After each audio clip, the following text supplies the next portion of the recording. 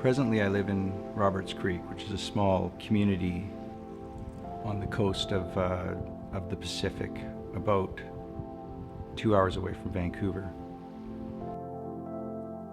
It's just out in the forest, beautiful nature all around us, wildlife. 6 years ago, we used to live right downtown Vancouver.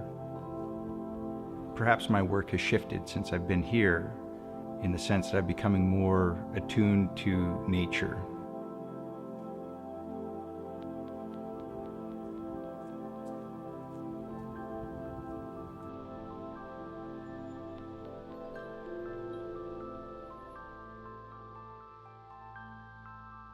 So one thing that's been recently inspiring me is birch bark and these beautiful curly forms, and the journey that material has gone through. To me, it's about a meaning of life process. Bark is actually a protective coating, and on the very inside is the essence of life, and that life keeps creating layers and layers and layers, which ultimately turn into the tree. But that piece of bark has both that life force and that scar of life, which is this, like a big scab almost, protecting that life force. And I find that really interesting to explore that idea and hopefully be able to capture it in glass.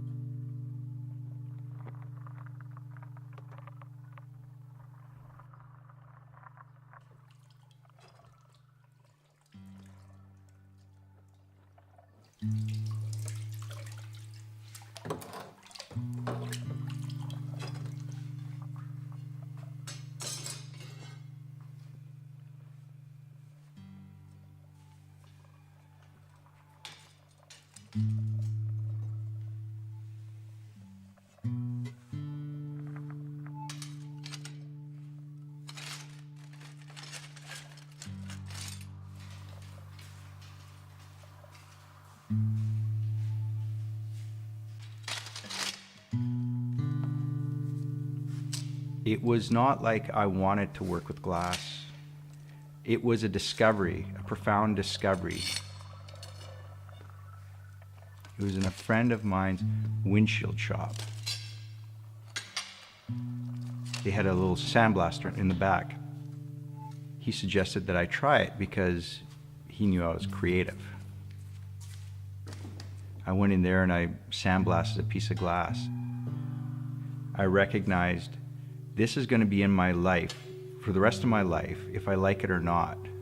And this is what I'm going to have to do.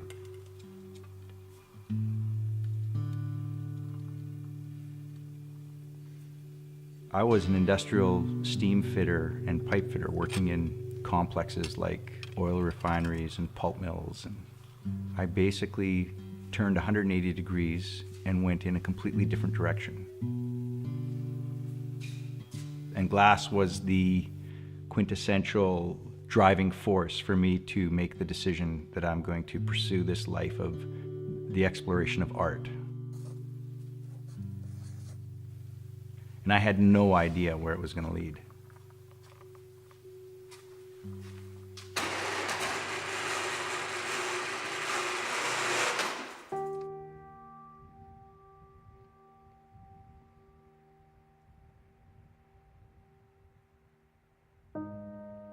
The driving force behind what I do, I think it's really just my nature. I don't know where this all is going to, where it's leading to, but it is something that, it's just something I have to do. What is the purpose of all this? And where is the origins of all this? Where does it come from? If we were to draw a line of the lineage of the human evolution, what I'm doing is something that is derived from this crazy curiosity that started millions of years ago.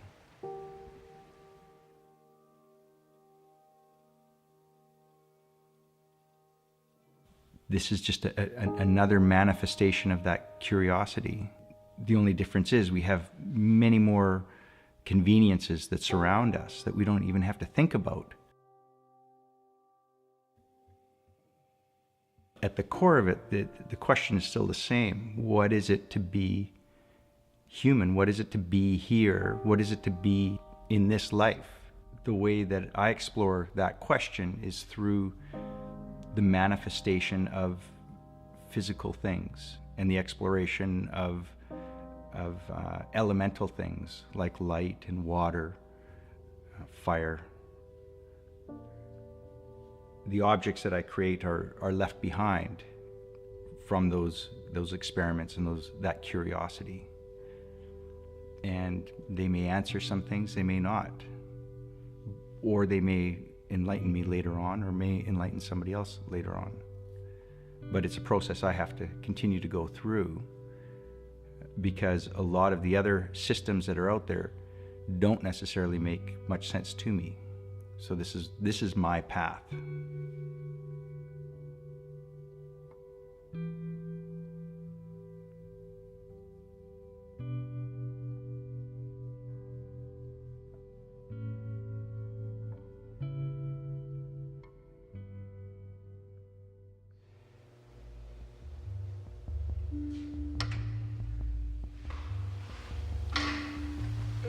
Okay, this is the fun part.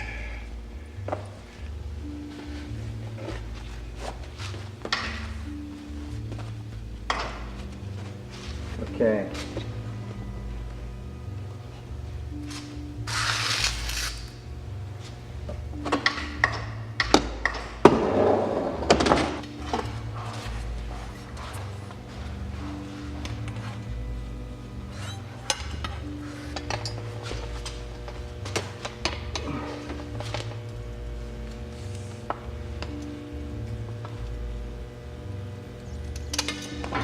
No, it's starting to cool already.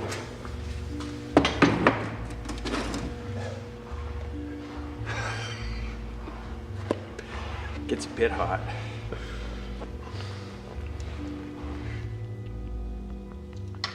Constantly trying to figure out tools that can handle the glass inside the kiln. So anywhere from wooden tools, which ultimately burn, so they have a limited lifespan, to metal tools, which are the ones in there, which have to be heated so that they're not cold when they touch the glass and shock the glass.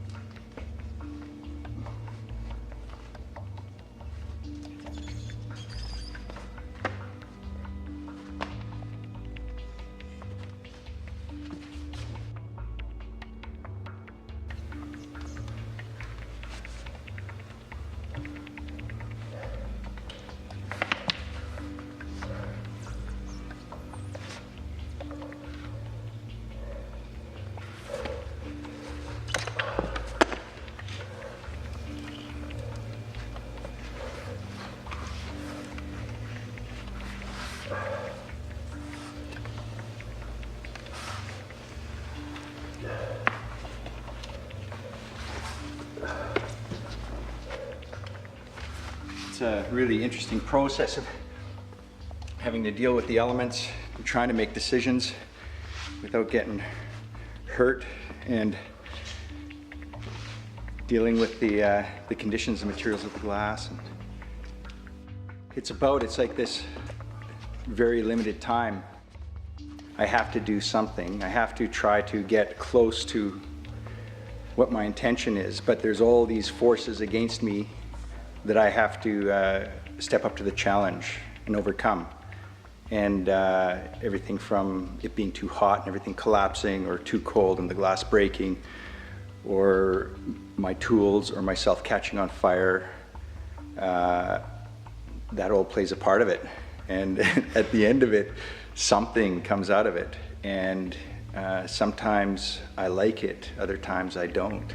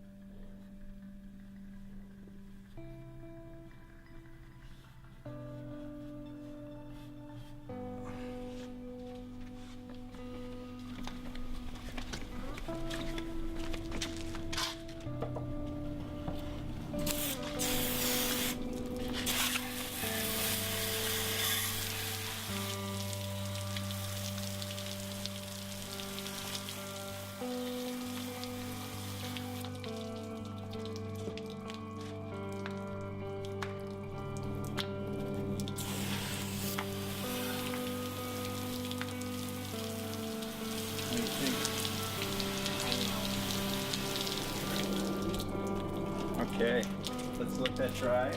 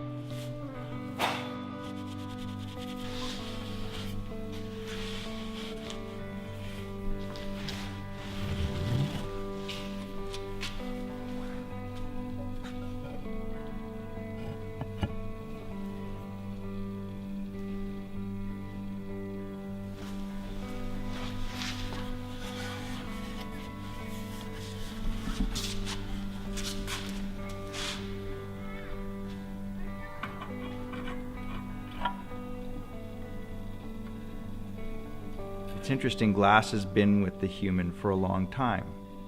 I wonder if glass is a messenger or a guide in some way. It has this amazing ability to create illusion, but it also has the ability to create a focus on truth. It holds a lot of different metaphors and stories within it. Just hanging on the verge.